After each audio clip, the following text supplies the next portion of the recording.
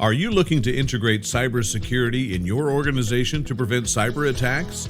In this era, businesses cannot survive without having cybersecurity strategies, and it will be wise to have a proactive approach towards cybersecurity. Cybersecurity threats have become one of the most dangerous nightmares in this fast-paced era of technology. Businesses around the globe employ excellent cybersecurity strategies, tools, and techniques to eradicate cyber attacks like phishing, ransomware, etc. But some malicious actors infiltrate enterprise networks by hook or crook. Online industries are the main target of phishing attacks. Each business has its research methodology based on internal system data, customer monitoring data, or data supplied by cybercrime victims.